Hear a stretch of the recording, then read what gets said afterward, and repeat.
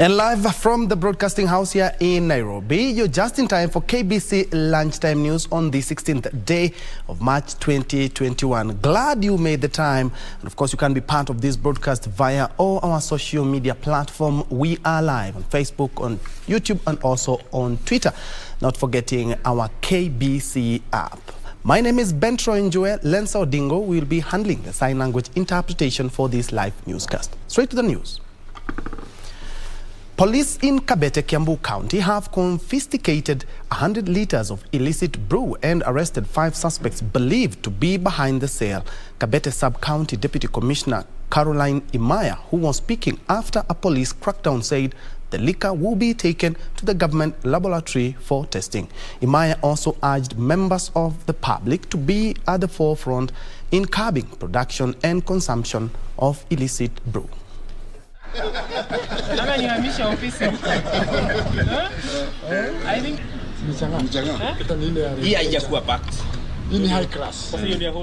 we have traced the source of this brew to one of our neighboring sub-counties, and we are going to liaise with our colleagues from the other side so that we can actually establish where this is being manufactured, packaged, and how it is distributed to our sub-county. So we want to urge everybody to be very vigilant and to report any suspicious activity or any illicit brew in our areas. Pombe, bangi imepungua, wakora wamepungua, na kasi za aina mingi zenye zinatuzubua huku sasa imerekebishwa kidogo. In other news, border operators have been urged to take advantage of the registration-free waiver issued by the president to formalize their operations. Nominated Senator Christine Zawadi says this will not only ensure discipline in the sector, but also shield them from unnecessary harassment by security officers.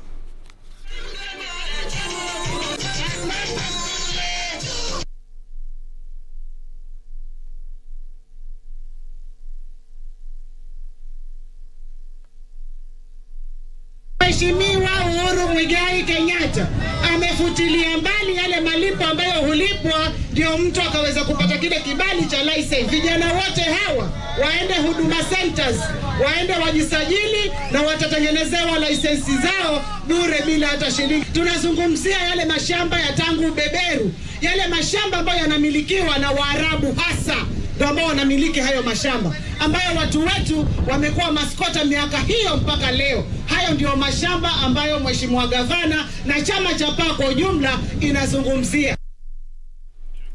Let's now head down to the coast where more than 300 families in Amu Island in Lamu County have benefited from relief food given by the national government. Langoni Chief Haida Ahmed said the relief food is intended to cater for those with low income, people with disabilities, and widows. Those who have benefited or who benefited from the relief food thanked the national government for the gesture. Serikali ya national government na leo tumeweza kudistribute hiyo chakula kwa watu 300 na kuweza kupata chakula cha kama mchele na maharagwe, na kusema kweli serikali imewasaidia wananchi. Kila location tumeweza kupata mchele gunia 75 na maharagwe gunia 60 kulingana na ukame, na pia baada ya corona watu wengi wameweza kukosa kazi, pia kuwa na hali ngumu za kimaisha. Tuona serikali imeweza kuwasaidia watu na wameweza kujikimu, at least hata kama ni kwa wiki moja watakuwa wamepata ile chakula ya kuwasaidia.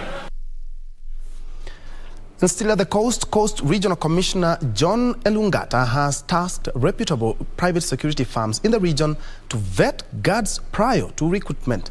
Elungata contends cases of security guards scheming with criminals are on the rise, and there is need to conduct due diligence before hiring of guards. Ruth Wamboy reports. In the wake of a spike in cases of breakings into businesses and homes by criminals, Coast Regional Commissioner John Elungata has proposed a thorough vetting of private security guards. If you have accepted that you are a security provider, provide it for that person and for the nation. I know it can be difficult. Watu wanasema tutakuwa targeted, lakini unachunga hapo kwa nini? Why are you a security provider? Know the person you're employing, because most times the people who've given us trouble are people we do not know. And don't hide them. Kama ameiba kwa Bwana Ndegwa, usimwajiri. He says some private security companies have eroded public confidence due to allegations that some of their officers are involved in crime. Wewe unajua huyu mtu anaingia hapa saa ngapi na malori yake? Tunasikia anabeba hii, anabeba ile. You know, ile mnasikia, that is the one we really want to hear. That which you hear as a rumor, that's the most important thing that we want to know. Because this is a trade that goes underground most times. Drugs trade, human trafficking, you know, and those crimes that people commit in the dark. Elungata said broad partnerships between government security agencies and private security providers is the only way to end rampant insecurity. You must be actors who prevented a crime from happening, so that there's no blame game. You're an inside job. You people are the ones who can really make the Nyumba Kumi initiative work better, because you are also right there where the chief is. Mombasa Private Security Forum Chairman Anthony Ndegwa welcomed the partnership, noting that it will address security concerns. Despite of where we come from, we have put our efforts together to see that we make Mombasa a better place to do business and a better place to live. Tato says the partnership is key as the country gears towards August 9th general election, when criminal activities are likely to escalate. Ruth Wamboy for Lunchtime News. In other news, Teso South Member of Parliament Geoffrey Omuse has said that he is hopeful the bill on increased allocation of Constituency Development Fund would be passed. Omuse noted the bill, which was sponsored by Butere Member of Parliament Tindi Mwale, will double the allocation if passed. Speaking at Kidera Primary School, Teso South Member of Parliament Geoffrey Omuse said that he was confident the bill on Constituency Development Fund would be passed. Katika bunge tuko na mswada ililetwa na Mheshimiwa Tindi Mwale wa Butere na tumeweza kuiunga mkono. Tunataka pesa iongezwe kutoka 2.5% ya total pesa ya serikali to 5%. ambayo ita double whatever we are receiving now. Omuse stating with increased allocation, the burden of school fees on parents will be eased. Wakati ile ya nyuma watu walikuwa napewana kwa sublocation moja, watu watatu ndio walikuwa napata basari, lakini kwa wakati huu sublocation moja kama sublocation ya Kamnoi sublocation tuko na zaidi ya watoto 120 ambayo wanafaidika na basari ya watoto ambao walichukuliwa waliwekwa kwa system. Kila mwaka ni kuenda kuchukua, hakuna kitu kusema tuna apply upya. Kwa hakika imekuwa ni tofauti. Hii shughuli ambayo ameifanya inasaidia sana wanafunzi wetu ambao wengi wanalemewa katika shughuli mambo ya school fees. Ansio Kware, Lunchtime News. To politics now, where Mwingi West Member of Parliament Charles Nguna has lauded Wiper Party leader Kalonzo Musyoka for joining Azimio la Umoja, stating that there is no doubt that Kamba community will be in the next government. Nguna, who was speaking in Kitui after he presided over a commissioning ceremony of the Assistant County Commissioner's Office, said the Kamba community supports the Oka Azimio coalition, which he believes will deliver Kenyans from economic strains.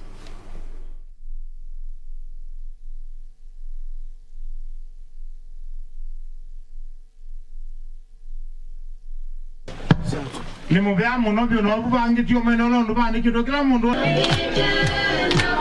would like to take this opportunity to congratulate our party leader Kalonzo Musyoka for making such a wise decision.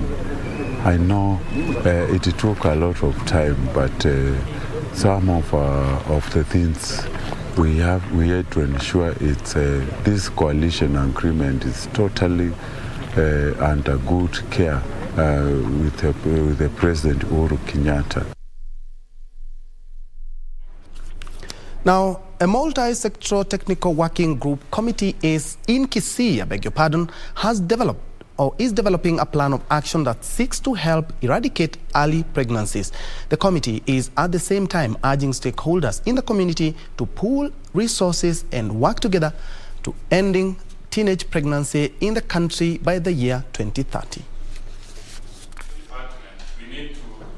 Kisii County has adopted a multi-sectoral approach to address the high number of teenage pregnancies in the region. South Nyanza Regional Population Coordinator Rose Wakuloba said the committee was established in December last year and is working to ensure no one is left behind in fighting the vice. In 2019, we held the Nairobi Summit, or the International Conference on Population and Development in Nairobi, and Kenya made a number of commitments, actually 17 commitments, and commitment number 1 was talking about improving the welfare of young people, and one of the key issues that was supposed to be dealt with is to end teenage pregnancy in Kenya by the year 2030. Kisii County Child and Adolescent Focal Person Dr. Paul Obwogo noted that the county had registered high numbers of teenage pregnancies among girls aged 10 to 19 years. We have just had a very good discussion within Kisii County, following that there is a high number of teenage pregnancy in our county, starting from 10 years to 19 years. We have just discussed on some 2 parameters we need to do, and I'm requesting that the community to bear with us. Multi-sectoral Technical Working Group Committee is chaired by the Kisii County Commissioner, and members include the representatives from the county government, national government departments, parents and teachers associations, private sector, police, judiciary, people living with disabilities, matatu and boda associations, and non-governmental organizations. In other news, Kenya Union of Domestic, Hotel, Educational Institutions, Hospitals and Allied Workers Secretary General Albert Njue has urged the government to cushion low-income workers against the rising cost of fuel. Njue says most Kenyans are suffering due to hiked fares in the public transport sector, and at the same time, the workers' umbrella body wants the government to look for ways of eradicating corruption, which has hindered development in most sectors across the country.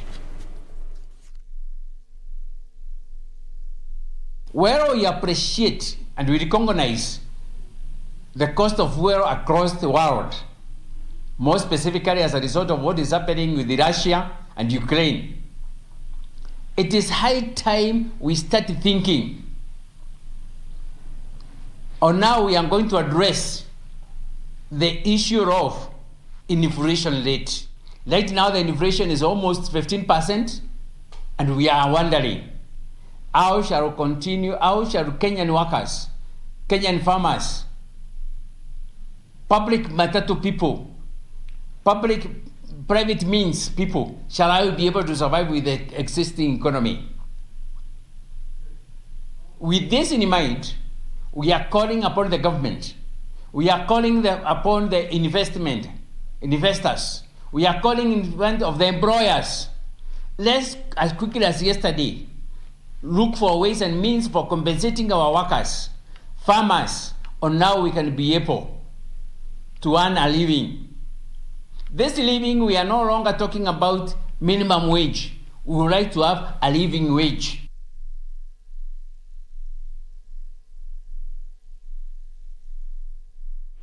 At about 1:15, we are taking our first breather, but before we do that, allow me to appreciate Cosmas Otieno. You say, count me in, live from Daragwa.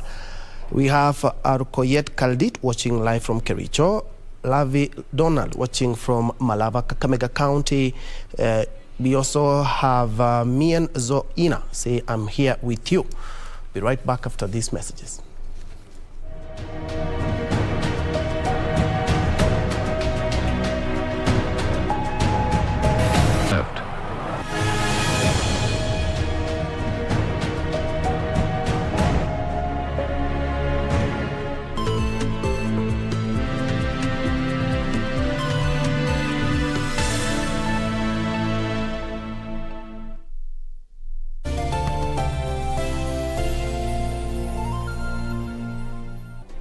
Do you have a news story to share with KBC? Get in touch swiftly on email news@kbc.co.ke or call 0723-892-654 or 0734-780-124.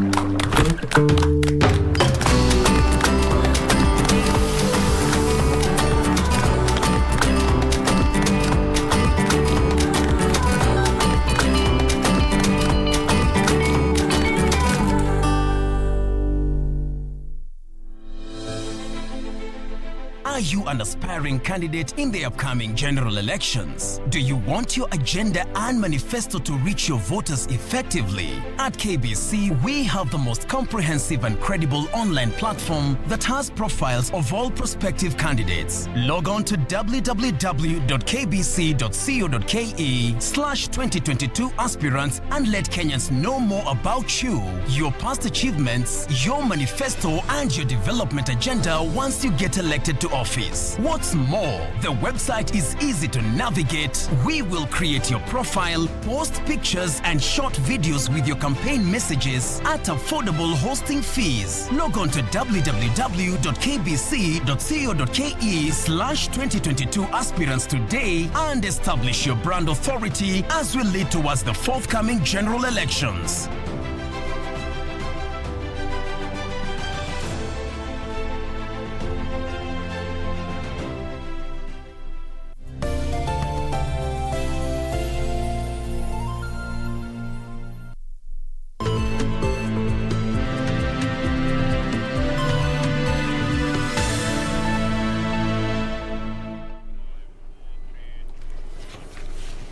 Welcome back. Just in case you joined us, this is KBC Lunchtime News. In other news, the National Council for Population and Development has called for proper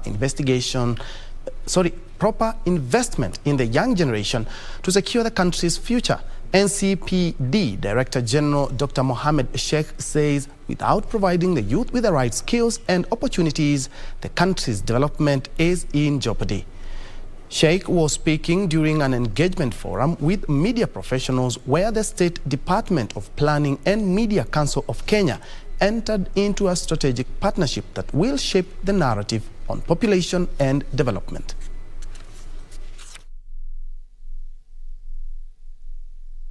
The risk of not engaging the youth is when you're losing the potential of your youth, because a person who is aged at the moment, let's say 20, in the next probably 30 years, 50, look at that person and you have not utilized, the potential of that person. For one, you're losing the potential of this category of population. So that's why really we need to do a bit of heavy lifting in the next 30, 40, 50 years. So that like the Asian tigers, within a short period of 30 years, they were able to move from a developing nation to a developed nation because they really harnessed the potential of their youth and made the right investment. So what we are saying as the National Council for Population and Development, at the moment we know what our needs are, what our priority areas, but we need to do the right investment in those priority areas. We think that there is an opportunity for us to build the capacity of both of us as NCPD and the whole of government and MCK, building capacity to appreciate what the needs are. Sometimes the messaging is not developed and shaped in the direction that the public would like to feel. And sometimes we don't always get to know the stress buttons that need to be pressed. But through this partnership together, we are able to shape the content and build the capacity. As the Media Council, we always have a mandate to try in media development to push that the media deals with issue-based journalism. They're all about what this now population and development, how we, when we look at our demographics, what we reflect about it. What do young people need to do? Which skills you build for them, and how does life proceed? So I think that these are some of the matters that we need to reflect about, and the colleagues in the media be able to highlight. Now, 3 bishops under the African Independent Pentecostal Church of Africa, AIPCA, have joined forces to lobby for the unity of the church across the country during the Lenten season. Archbishops Julius Njoroge, Frederick Wangombe and Samson Moduri say the season preceding Easter provides the perfect opportunity to work on underlying issues that cause leadership wrangles in the church. Archbishops Julius Njoroge, Frederick Wangombe and Samson Moduri of African Independent Pentecostal Church of Africa are working towards uniting the church. After completing the 3-year now process, we shall hold one nationwide AIPC election to elect one archbishop who will lead a united AIPCA moving forward. They accuse a section of church leadership of bringing division, especially through social media propaganda. We reject the social media articles which have been circulating indicating that AIPCA Church is being intimidated and forced to unite against its will by His Excellency the President. It is out of free will that we sat down, the 3 of us, and agreed that we will unite the church, which we have gone a step forward. AIPCEA plans to hold elections next year that will bring to the end the prolonged leadership wrangles that involve 3 factions. Currently, Bishop Njoroge, Wangombe and Muthuri are overseeing preparation of Lenten oil that will be used in pre-Easter celebrations at Gakarara Church in Murang'a County. Beatrice Getonyengetich, Lunchtime. Elsewhere, in a bid to fill a glaring gap in media and communication training within Embu County and the Mount Kenya region, the University of Embu has started a new media training department. Vice Chancellor Professor Daniel Mugendi said the media training at the institution is a market-driven initiative for Embu County and the larger region. He said the university management will launch a television and radio station to enable students to provide students with practical experience. Field of media and journalism and things like those. So we are thinking that we are giving this opportunity for those who would want to do this, to take those studies in an environment that is good, that is conducive, and without having to go very far. So we think then this is going to help not only the inhabitants of this Embu County, but also the country at large.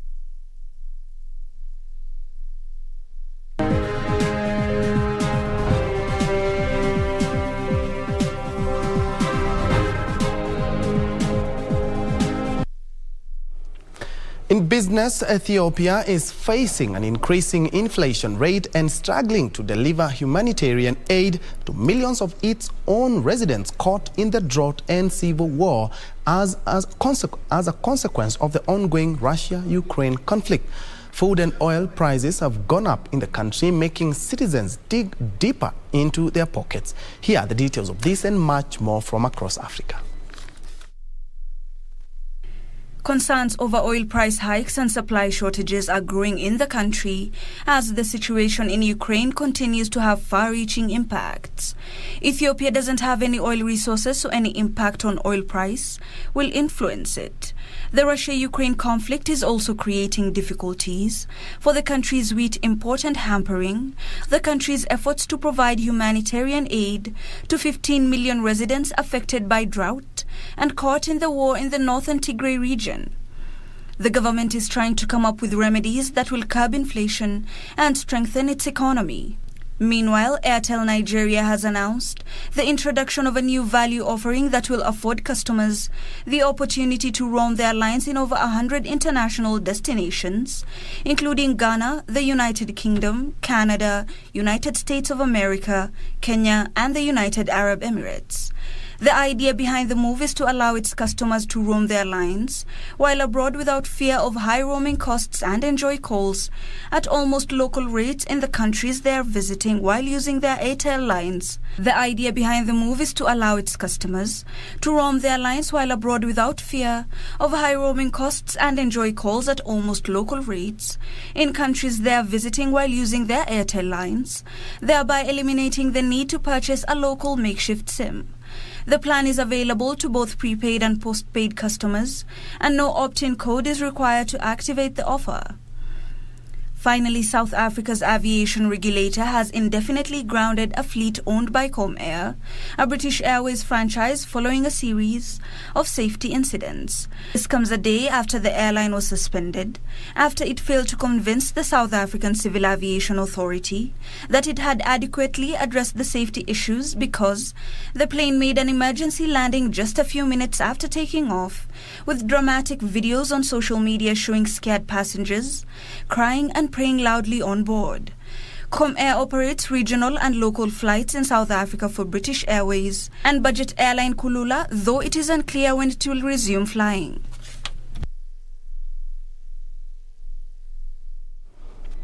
Now, it is among the few counties in Kenya that boasts of the best sandy beaches, popular resorts and hotels along the Kenyan coast. Kilifi County, code number 3, is also known to have mixed cultures and is home to Mijikenda's 9 sub-communities. In today's edition of County Fact File, the focus is on Kilifi County.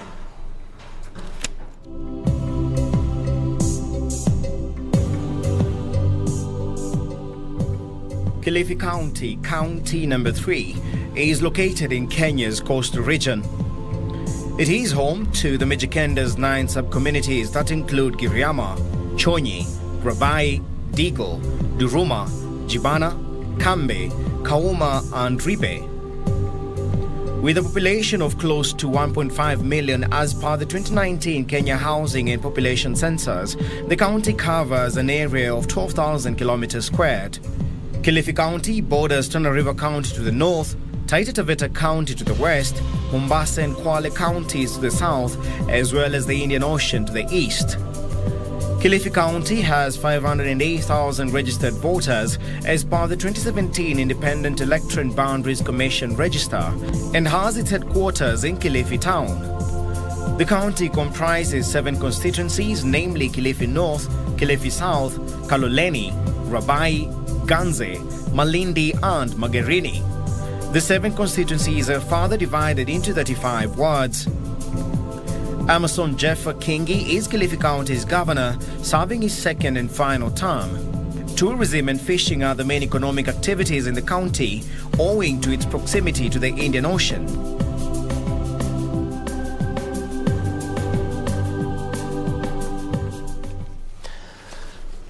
Moving on, the opening of the 24 billion shillings KAREMENU Dam in Kiambu County has been pushed forward to June this year due to compensation challenges. The 26.5 billion litre dam is expected to help alleviate water supply challenges in Kiambu and Nairobi counties. Acting Water Principal Secretary Engineer Joseph Njoroge has said the project is 85% complete, with piping and acquisition of land expected to be completed next month. The 59-meter deep multi-billion project dam that started in 2018 has been facing major delays due to land ownership wrangles, financing challenges and contractual disagreements. However, the government has prioritized the completion of the Vision 2030 project.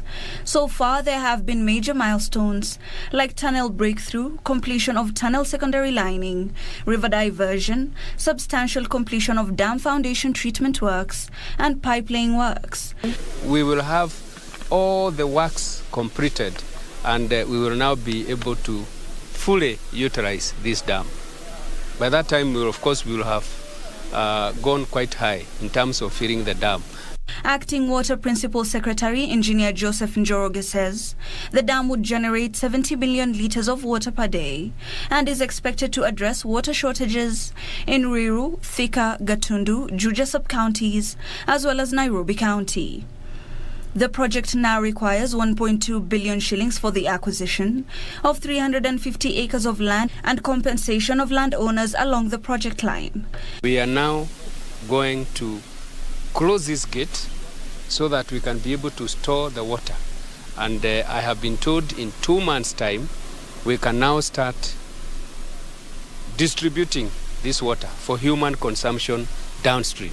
The mega project has 3 main components, among them the dam water treatment plant and 67 kilometers of raw and treated water pipeline ranging from 500 millimeters to 1,000 millimeters. Ready to even look at the priorities that we have, ensure that the roads around the dam area and the community around the dam, the roads are also left in a good condition. 2 terminal tanks are under construction with a capacity of 23,500 meters cubed and 3,000 meters cubed in Ruiru and Njue respectively. At peak, KAREMENU Dam will have the capacity of supplying 70,000 meters cubed of drinking water per day. Some good news for city residents. Moving on, Keroche Breweries is set to reopen after it agreed on a payment plan for taxes owed to the Kenya Revenue Authority. Week-long negotiations culminated at the signing of an agreement that will see Keroche settle tax arrears amounting to 975 million shillings by June of 2024. A tax dispute between Keroche Breweries and the taxman saw the closure of operations of the alcohol manufacturer on 31st of January 2022. Following the closure, Keroche said 250 employees risked losing their jobs and that alcohol worth over 500 million shillings would go to waste. The brewing plant was first shut down by the KRA in December 2021 after the brewery allegedly failed to remit approximately 22 billion shillings in cumulative taxes. Keroche CEO Tabitha Karanja said the company failed to honor the payments owing to a tough operating environment brought about by the COVID-19 pandemic, citing that the brewery could not fully meet all the cash obligations of the company, such as paying taxes, utilities, salaries and suppliers as a result. After a week of negotiations, Keroche and the taxman have reached an agreement that now gives the brewer 24 months, beginning January this year, to clear 975 million shillings in tax arrears. The signed addendum agreement, reached through the alternative dispute resolutions process, will also see the KRA lift agency notice against lending to the brewer issued to 36 banks by KRA. Betty Kiptum, Lunchtime News. Further afield, the owner of KFC, that is Kentucky Fried Chicken, and Pizza Hut said sales plunged by 20% in the first 2 weeks of March as a surge of new COVID cases spread across China. Yum China said the situation has rapidly deteriorated as regional lockdowns have been put in place to stem the outbreak. Here are the details of this and other stories from around the world.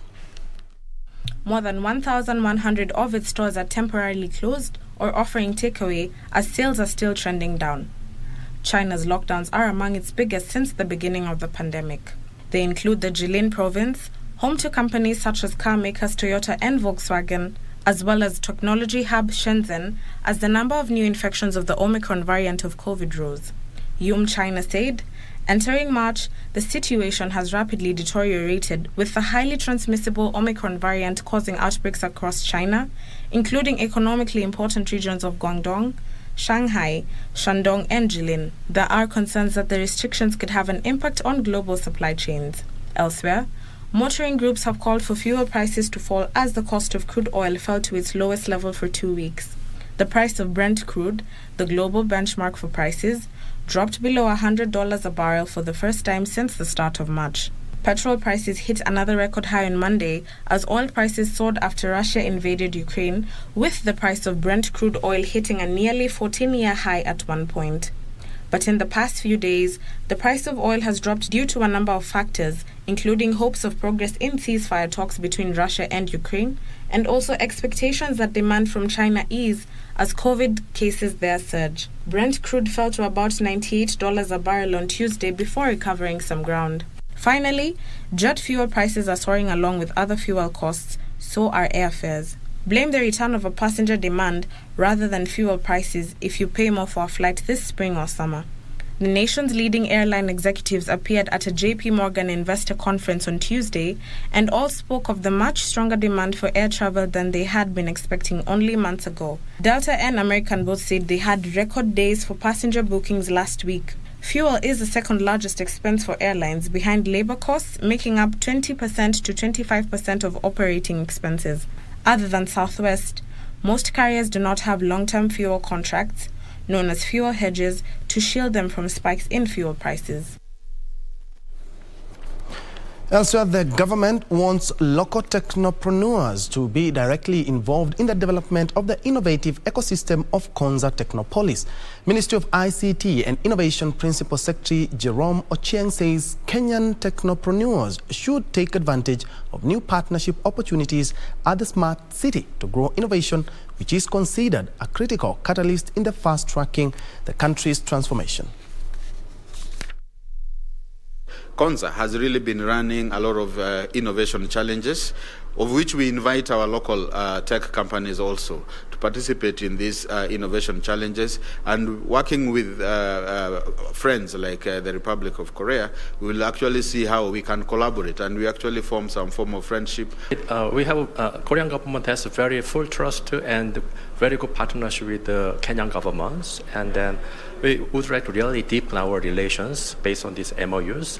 And we feel that it will be laying the foundation for future cooperations between two countries, especially in relation to human resource development. So we are quite happy about that.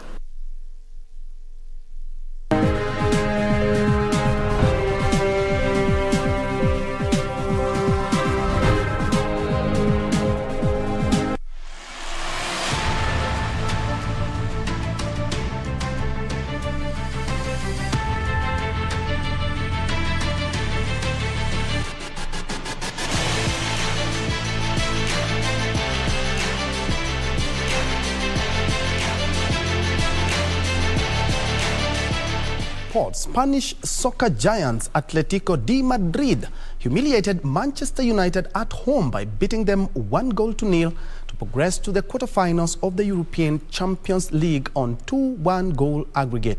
Meanwhile, Darwin Núñez scored the winner as Benfica beat